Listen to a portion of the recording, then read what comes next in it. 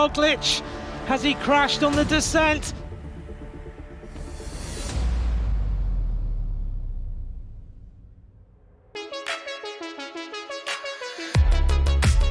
Roglic takes the first red jersey. It's a photograph between Jakobsen and Philipsen. Ryan Taramay wins the stage.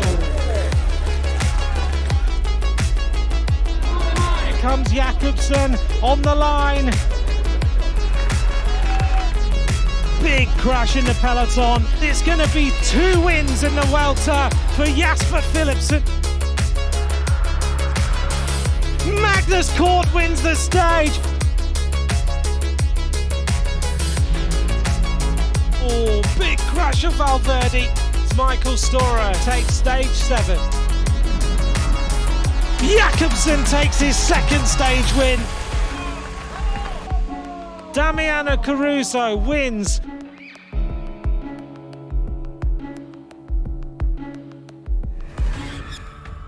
Bonjour à tous et bienvenue sur la 10e étape de la Vuelta. Une reprise compliquée pour le peloton. Le tracé, lui, ne l'est pas forcément à travers l'Andalousie aujourd'hui entre Roquetas de Mar et Rincón de la Victoria avec une bosse dans le final qui devrait faire sauter les sprinteurs. En revanche, il s'agit d'une belle journée pour une échappée et les conditions météo devraient jouer un rôle majeur sur le parcours. Roglic, avec une avance confortable, n'a pas grand chose à craindre. Reste à savoir qui pourra se retrouver dans cette échappée fleuve attendue.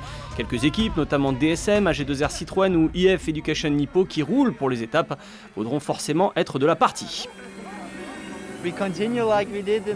Aujourd'hui, on va continuer comme on l'a fait la première semaine. J'espère que tout va bien se passer. On va essayer d'être devant, on va essayer de prendre l'échappée. On a déjà remporté une victoire d'étape, on en a une, donc la pression est retombée. Si c'est vent arrière toute la journée, il va peut-être y avoir des cassures ou des bordures. On a eu une première semaine pas totalement folle, mais une semaine avec beaucoup de tension. Et je pense que tous les coureurs maintenant veulent essayer de faire leur mieux, essayer d'être dans les échappées et viser les victoires d'étape. Du vent, de la pluie, on est à la plage. Normalement, il doit faire beau ici. Peut-être que le vent va gêner aujourd'hui, ça va rendre la course difficile. Mais bon, c'est un bon changement par rapport au dernier jour. Je pense que l'échappée a de bonnes chances d'y aller.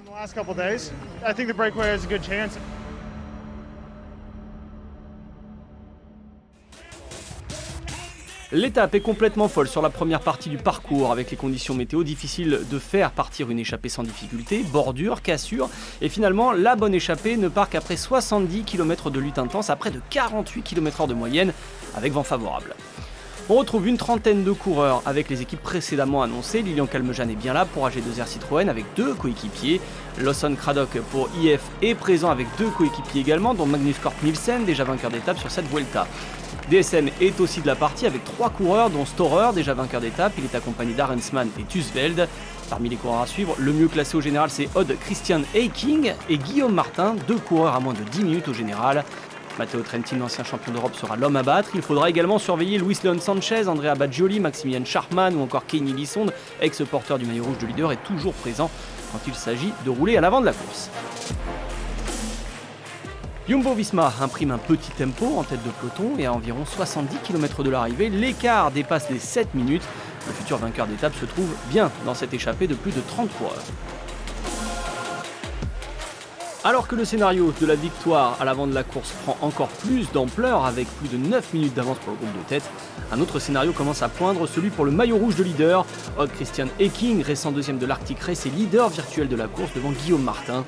Moment choisi par Primož Roglic pour aller interroger son directeur sportif. Que doit faire l'équipe Jumbo-Visma, sachant que les autres équipes de favoris ne viennent pas prêter main forte aux coéquipiers du Slovène. Jumbo-Visma ne va peut-être plus avoir à porter pour longtemps le poids de la course dans les jours qui viennent si Roglic abandonne sa tunique. Après le sprint intermédiaire de Torre del Mar situé à 39 km de l'arrivée, l'échappée explose. Matteo Trentin décide de partir, 3 coureurs l'accompagnent, on retrouve Jesus Herrada de la Cofidis, Alex Aramburu d'Astana et le belge Floris de Tir de l'équipe Alpecin Phoenix. Ils prennent quelques secondes d'avance mais la bataille est féroce avec le reste de l'échappée. On entre dans les 30 derniers kilomètres de la course, derrière l'équipe DSM travaille pour revenir. Rapidement, le reste de l'échappée revient, mais la course est nerveuse, les tentatives s'enchaînent dans l'Alto des Almacar, seul relief de la journée. Big attack comes from Rui Oliveira. of the UAE Team Emirates with a mammoth attack now at the front. Kenny Ellison now goes on the attack for the Trek Segafredo team, having a great Vuelta after taking that red jersey. Now he's searching for a stage win. Here's the attack of Michael Storer. One stage win so far. Now this rider, the Destroyer, is looking for another one. Storer semble avoir lancé la bonne offensive.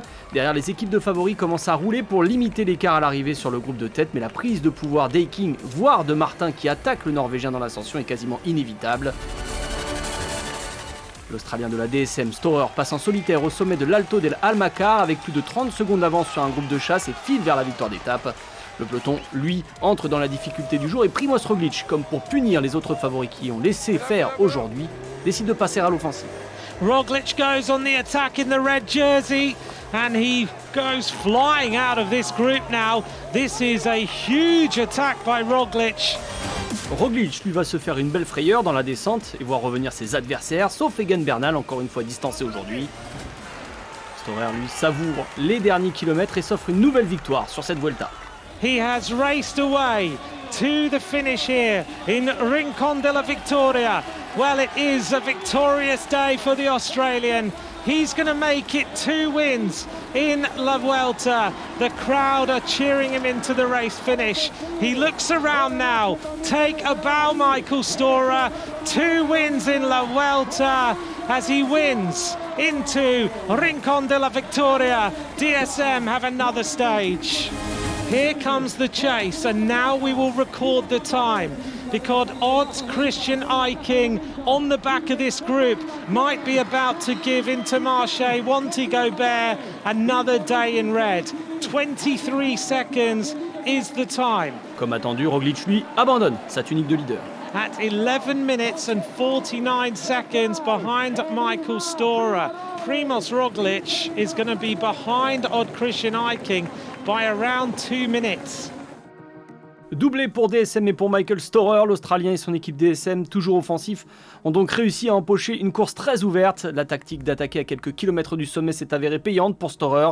Vainqueur vendredi au balcon d'Alicante, Storer signe une 4e victoire cette saison. Nul doute que l'on devrait revoir DSM dans les jours à venir, encore à l'offensive pour décrocher encore des étapes. Leur seul objectif sur cette Vuelta. C'est encore plus fort que la dernière fois. Ça a été compliqué, on a fait 80 km avant que l'échappée ne puisse partir. Et puis après, je savais ce qu'il restait à faire pour gagner. Fallait attaquer. Storer s'impose avec 22 secondes d'avance sur un groupe réglé par Van Sevenant devant Champoussin. Eiking vient prendre la 5e place. Le groupe Roglič accuse près de 12 minutes à l'arrivée. Résultat, Intermarché Wanty Gobert prend à nouveau le maillot rouge après Rein Taramae. C'est Odd Christian Eiking, le Norvégien, qui devient leader, cette fois devant Guillaume Martin. Roglič est désormais à plus de 2 minutes. Bernal est derrière le Slovène à près de 2 minutes 30 de retard. Pas de changement en ce qui concerne le maillot vert aujourd'hui. Jakobsen est toujours leader devant Philipsen. Avec 50 points, Storer pointe le bout de son nez dans un classement où il est 11e.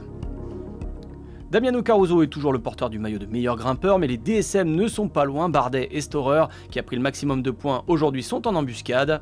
Enfin, Egan Bernal est toujours le maillot blanc de meilleur jeune, mais l'écart avec Vlasov s'est quelque peu émietté, environ 1 minute 30 encore d'avance pour le Colombien. Demain, nouvelle étape pour Puncher et pour Barouder. Le peloton sera en prise toute la journée, même si une seule ascension est répertoriée. 133 km et encore du mouvement à attendre entre Antequera et Valdepeñas-des-Champs.